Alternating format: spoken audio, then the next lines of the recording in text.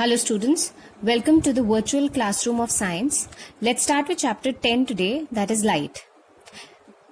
Before I start with the chapter, let me tell you that chapter number 14, that is sources of energy, is no more in the syllabus from examination point of view.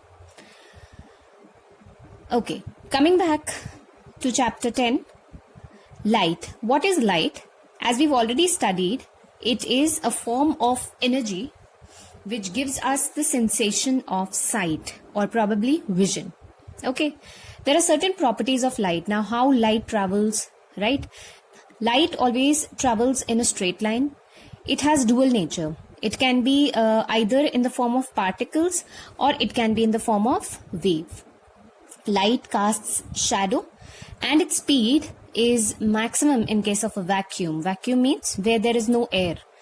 And how much is its speed? Its speed is considered to be 3 into 10 raised to power 8 meters per second.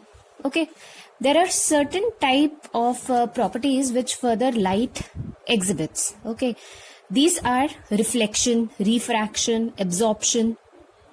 We will study in this chapter the process of reflection and refraction and the devices that exhibit or that show the process of reflection and refraction.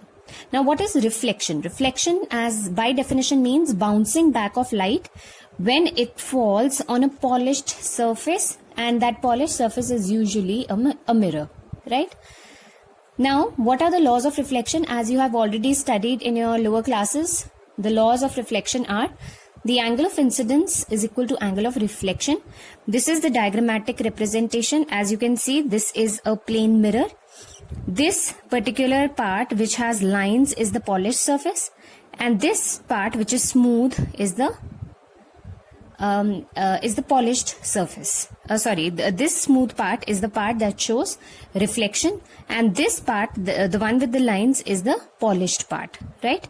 Now, in case of a plane mirror, we have the incident ray. Incident ray always comes out from an object which has been placed in front of a mirror. Then we have this imaginary line which is known as the normal. Okay. And then after bouncing back from this point, this is the reflected ray which gives us the image of this object which is placed here. Okay. Now, in case of reflection, always remember angle of incidence, that is angle between incident ray and normal, and angle between reflected ray and normal, they are always equal to one another. Okay. And the second law is the incident ray, the normal and the reflected ray at this particular point O, which is the point of incidence, they all lie in the same plane. Right. So this is just a recapitulation of whatever we have done in the lower classes. Right. Now further, let's start with the next topic, that is types of image. Now, what are the types of images that are usually formed? Okay. Now, in this chapter, we are not going to just do or learn about the plane mirrors. We are also going to learn about the spherical mirrors. Right.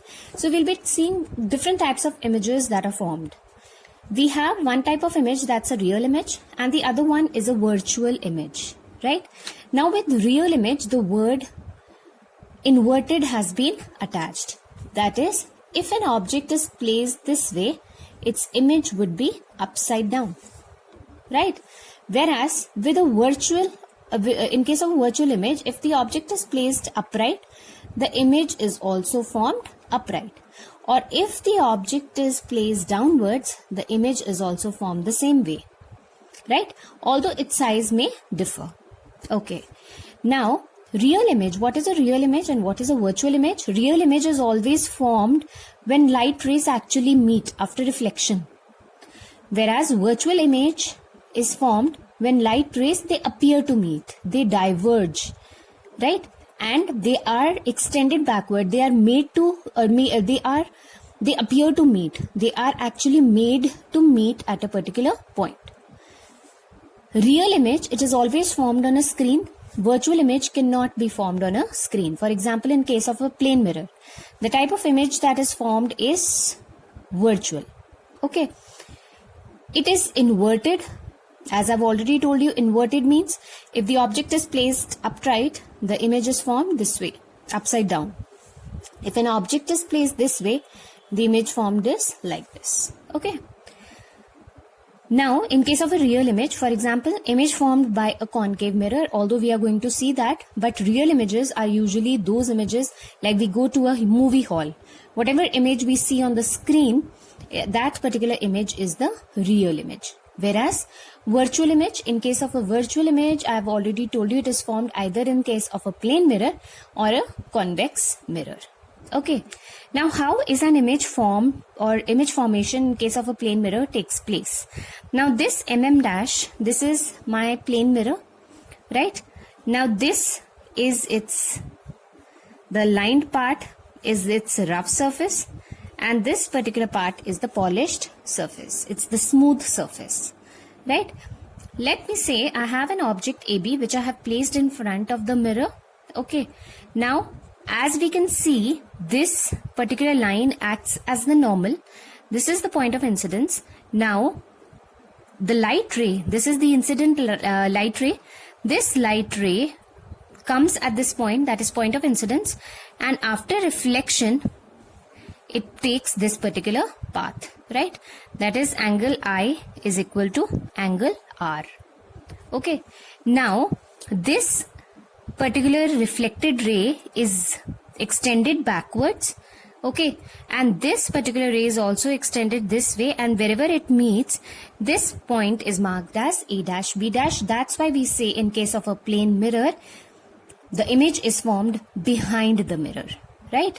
This is where we stand and we get to see our image, but actually the image formation has taken place behind the mirror, right? So whenever you're standing in front of a plane mirror, you get to see your image exact, the same size as the object, right? So where is the image actually formed? The image is formed behind the mirror, right? But where do we actually see it? We actually see it in front. Our image is always appearing the place where we stand, we get to see our image. So this is how the image formation takes place in case of a plane mirror, right? Now, what are the characteristics of the image formed? As we already know, as we can see through here, since how the object is placed, the same way the image has been obtained. So the nature of the image is virtual and erect. Okay. Another thing that we can see is that the size of the image and the object, they both are the same. Also, the distance from the center of the mirror to the object is equal to the distance from the center to the image. So this distance and this distance are actually the same. And also we get to see the principle of lateral inversion. That is, you've already studied what is lateral inversion, that in front, when you're standing in front of a plane mirror, if you raise your right hand, your left hand in the mirror appears to be raised, right? And also in case of ambulance, right? What do we see? That ambulance is written in the opposite order. It is written like this: A, M, B, U, L, A, N, C, E. Right? Why does this happen? So that if we get to see in the rear view mirror, in case of a rear view mirror, this is an inverted object. This is an inverted object. So in case of a rear view mirror, when we see, right, we get to see an erect object. So this is an inverted image. So whenever we'll see in the rear view mirror, what kind of image would be formed? A clear and an erect image would be formed in that case. Okay. So this is the principle of lateral inversion. Coming to spherical mirrors. Now, what are spherical mirrors? In case of plane mirrors, we have a plane reflecting surface. But in case of spherical mirrors, the reflecting surface is a curved one, right? So mirrors with curved reflecting surfaces are known as spherical mirrors. Now, how can they be? There are two types of spherical mirrors. One is a concave mirror. The other one is a convex mirror. You all have seen a spoon. This is how a shape of a spoon looks like, right? So this particular part from where we eat, the part that we put in our mouth for eating, this particular part represents the concave part of the mirror, and the other part represents the convex part, right? So this part that is curved inwards, is the concave part for remembering the shape, and the other one, the outward bending part, is the convex part of the mirror. Okay. So what are the characteristics of a concave mirror? The reflecting surface is curved inwards. So this is the reflecting surface and this is the polished surface, right? The rough surface. Again, in case of convex mirror, this is the reflecting surface and this one, the reflecting surface is curved outwards and the other one is the polished surface. So here the reflecting surface is curved inwards. Here the reflecting surface is curved outwards. Okay. This type of mirror is also known as converging mirror. Why converging the mirror? Because when the light rays, all the light rays that fall on the reflecting part, they all meet at one point. So that's why this type of mirror is known as converging mirror. Whereas this type of mirror is known as diverging mirror. Why diverging mirror? Because in this case, the reflection does not take place directly. The rays will appear to meet. They will actually, whenever the light rays will fall on this surface, they will scatter out. They will diverge from the path. They will be extended backwards to meet at a particular point. That's why this particular mirror, that is convex mirror, is known as the diverging mirror. Okay, I hope that's clear. Now let me discuss a few terms that we'll be using for spherical mirrors, right? The first one is the principal axis. Now if I take this as my reference, right, although you have all these terms in your textbook, the definitions have been defined. I'll take this particular diagram to show you what the principal axis is. So principal axis is actually an imaginary line which passes through or which joins the principal focus and the pole of the mirror, right? Now if this is my concave mirror, so I say any imaginary line. So principal axis is an imaginary line. So we say that it actually is not present, but we suppose it to be present. So it's an imaginary line which joins the principal focus and the pole of the mirror, or an imaginary line on which the principal focus and the pole of the mirror lies. Now what is the pole of the mirror? It is represented by capital P. Pole of the mirror is the center of the mirror or center of the reflecting surface of the mirror. So this is a concave mirror. Its center is the pole. The center of the mirror is the pole. So this is a convex mirror. The center of this reflecting part of the convex mirror is the pole. This is its principal axis, right? Then comes the aperture. This particular part, the effective diameter of the spherical mirror, let me say this is Mn. This is M dash N dash, for example. So this Mn is the effective diameter of the spherical mirror and this is known as its aperture. Likewise, this is the effective diameter of the convex mirror. So this is defined as its aperture. Okay. Then the next terms are the principal focus. Now what is a principal focus? Principal focus is a point. In case of a concave mirror, I am defining principal focus. It is a point where all the light rays after reflection actually meet. So if we say, like, if a ray of light is coming from here, right, after reflection, it will move through towards the focus. So it's coming from here and after reflection, it is moving towards the focus. It is coming from here, after reflection, it is coming towards the focus. So after reflection, when all the light rays, they meet at a point in case of a concave mirror, that is known as the principal focus of the concave mirror. Whereas if we are talking about the convex mirror, what will be the focus? The focus would be present here. So we say that if a light ray is coming from here, it will get diverged because it's a diverging mirror. From here if it is coming, then also it will get diverged. So we somehow extend these light rays backward so that they appear to meet at a point, and this point where the light rays appear to meet in case of a convex mirror is known as the principal focus. I hope that's clear. Okay. Our next term is the radius of curvature. Now, what is the radius of curvature? Radius of curvature is the radius of the spherical mirror from which this concave mirror has been cut out. Right? So it is the radius of the spherical mirror. A spherical mirror would look like this, from which this concave mirror has been cut out. Likewise, the same definition applies for convex mirror. It is the radius of the spherical mirror from which this convex mirror has been cut out. Okay. Now this is all about the radius of curvature. What is the center of curvature?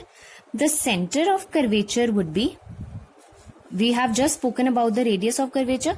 Now what is this center of curvature? Center of curvature is the center of the spherical mirror from which this concave mirror has been cut out. Likewise, for convex mirror, it is the center of the spherical mirror from which this convex mirror has been cut out, right? So radius of curvature will be what? The distance between center and a point, that is the pole which is lying on the circumference of a spherical mirror. So this is the radius of curvature, right? Likewise, this particular point, the distance between P and C, will be the radius of curvature. Okay. Our next term is the focal length. Now what is the focal length? The distance between F and P, that is the pole and the principal focus, is known as the focal length of a concave mirror, and the distance between P and F for a convex mirror is known as the focal length. Okay. So later on when we do the sign convention, then I'll tell you that what are the signs that are used for the focal length of a concave and a convex mirror separately. Okay.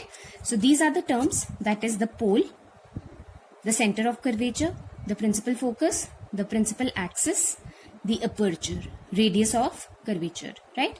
Always remember there is a relation between radius of curvature and the focal length. So radius of curvature is always F divided by 2. It is half the focal length for both convex and concave mirror. So this is the radius of curvature. The principal focus is always at half way as compared to the radius of curvature. So this particular dimension, that is the focal length, is always half the radius of curvature.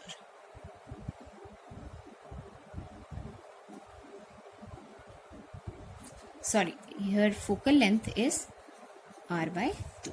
Focal length is half the radius of curvature.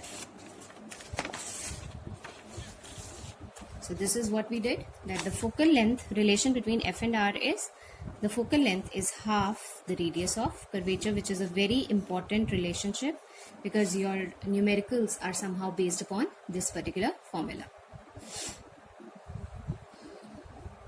Now how do we obtain the image through a spherical mirror? We will do it separately for concave mirrors and the convex mirrors. So for concave mirrors and convex mirrors, the rules are the same, but the way we draw the ray diagrams for them is very, very important. Children, please remember that these type of questions usually come under your 5-mark question category. So it is very important to learn these rules. Now what are these rules? It states that if a ray of light is parallel to the principal axis and pass through the principal focus after reflection, and it appears to diverge from the principal focus in case of concave and convex mirror respectively.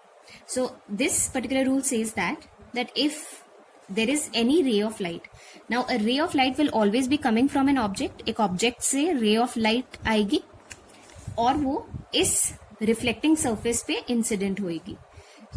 In ray diagrams में arrow mark करना बहुत important है, and marks are deducted if you don't mark the arrow correctly. So if I say that there is some object which is placed at a very large distance from the mirror, so a ray of light is coming from that object and it is parallel to the principal axis. ये ray of light इस principal axis के parallel है. So after reflection उसकी direction क्या होगी? It will pass through the principal focus. This will be its direction. This is for concave mirrors only I'm talking about. Okay. Then in case of our second rule, the second rule states that if a ray of light passes through the focus, now this is an incident ray of light, it is passing through the focus. After reflection, what will its path be? It will be parallel to the principal axis. So as you know, these two rules are entirely opposite to one another. First rule was, अगर कोई भी ray of light principal axis के parallel है, so after reflection वो focus principal focus के through pass करेगी, और अगर कोई भी incident ray principal focus के through pass कर रही है, तो after reflection it will be parallel to the principal axis, right? Our very third rule states that if a ray of light, let's say it passes through this center of curvature, if a ray of light is passing through center of curvature, then even after reflection it will not change its path. ये ray of light जो कि incident है from a certain object, और अगर ये किसी भी reflecting surface के ऊपर बाउंस बैक कर रही है, तो उसका पाथ क्या होगा? ये incident ray, it has come from an object and from here it got reflected and bounced back. So इसका पाथ सेम ही होगा. अगर कोई भी इंसिडेंट रे सी के थ्रू सेंटर ऑफ कर्वेचर के थ्रू पास कर रही है, then even after reflection it will pass through the centre of curvature only. It will not change its path, right? And our fourth rule is that if a ray of light, it falls at this point, that is at P, okay, so we consider this angle I, then it will pass obliquely such that angle I is equal to angle R, right? If any ray of light is incident in this direction and it falls at this point P, then it will move obliquely.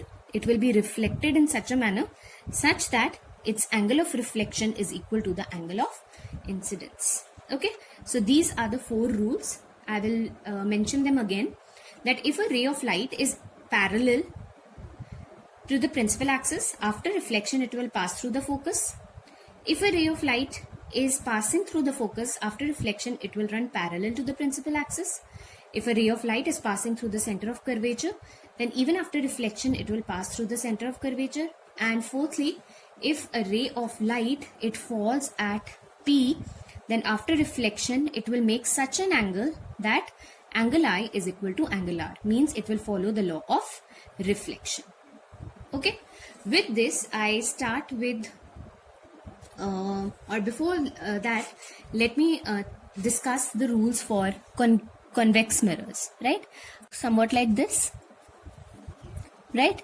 In case of a convex mirror, remember, as I have already told you, here the focus would be present somewhere on the other side. So let's say the focus is present here. So if a ray of light, there is an object that's lying at infinity. Now because a convex mirror is a diverging mirror, so a ray of light which is falling on this surface will diverge from this point after reflection. And what will happen? It will appear to meet. How will it appear to meet? We have to extend it backward so that it passes through the focus. So our first rule is solved here, that if a ray of light is principal axis, then after reflection it will appear to meet at this point F. Our second rule applies, that if a ray of light is passing through the focus,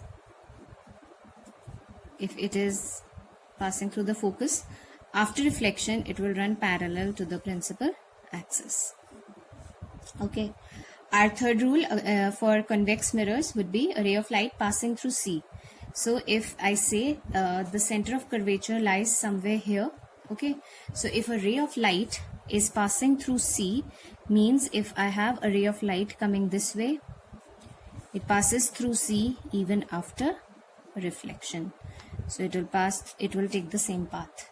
Okay, and our fourth rule is that if a ray of light is incident at this point, that is the pole of the mirror, making angle I in such a way that it gets reflected in a way that angle I is equal to angle R, which is actually the same as in case of concave mirrors. So these rules will be somehow helpful in making ray diagrams for various positions of the object in case of concave and convex mirrors. So let us start with our very first ray diagram, that is where we are given that what is the nature, position and size of an image when an object is placed at infinity. So we are taking up ray diagrams for concave mirrors first, and then we'll take cases for convex mirrors. So here we have a concave mirror when the object is placed at infinity. Remember students, you all need to take pointed pencils and a scale with you for drawing these ray diagrams, okay, and use of eraser must be as minimum as possible. So if we have an object that is at infinity, so if an object is coming from infinity, remember it is going to come from a very large distance, okay, so we'll show it first with the dotted lines and then with a smooth line, okay. So this will be the direction when the light rays are incident from infinity. As I told you, when the light rays are parallel to the principal axis, our very first rule, the reflected ray will pass through the principal focus.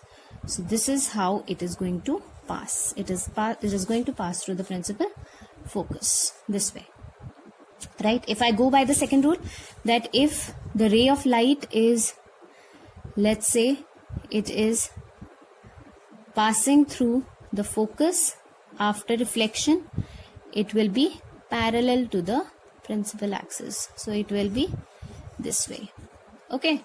So where are the two light rays meeting? The two light rays are meeting after reflection. They are meeting at this point F, right? Then we can easily mention the position, nature and size of the image. So what will be the position when the object is at infinity? The image is formed at F, right? So that will be its position. Nature in this case would be, usually in case of concave mirrors, the nature is real and inverted. So that is the nature of the object, which of the image, whether it's virtual erect or real inverted. So in case of concave mirror, the nature would be real and inverted, and size would be point sized or small, we can say diminished. So this is how we are going to draw the ray diagram. Remember, it is not necessary that we have to follow all the 4 rules in drawing the ray diagram. Only 2 rules are sufficient in drawing the ray diagrams this way, okay. Now our second position of the object is beyond C. Beyond C means beyond the center of curvature. Beyond center of curvature means it is apart from the center of curvature. So let me take that the object has been placed somewhere here. I name this object as AB, okay. Now as our rule applies, remember here arrows are very important. So going with the very first rule, that if a ray of light is parallel to the principal axis, after reflection it will pass through the focus. So it's going to pass through the focus, okay. And second rule is that if, or we can take this particular rule, let's say I extend my aperture of this concave mirror. My next rule states that, the third rule, that is if a ray of light is passing through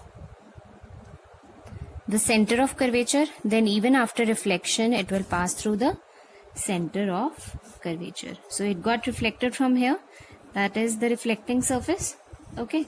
So it's going to pass from here. This is our polished surface. So this is how it's going to show that if a ray of light, incident ray of light is passing through C, after reflection also it will pass through C.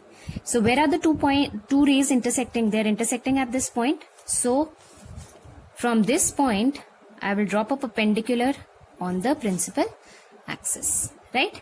So remember here, always remember, the image that is formed below the principal axis is real and inverted, and the image formed above the principal axis is virtual and erect, right? So I can easily mention the nature, position and size of the image. What is the nature? Nature would be real and inverted. What is its position? Between center of curvature and principal focus, so it between F and C. And what is its size? Its size is smaller, right? So as you can see, as compared to the object, the size of the image is smaller. Okay.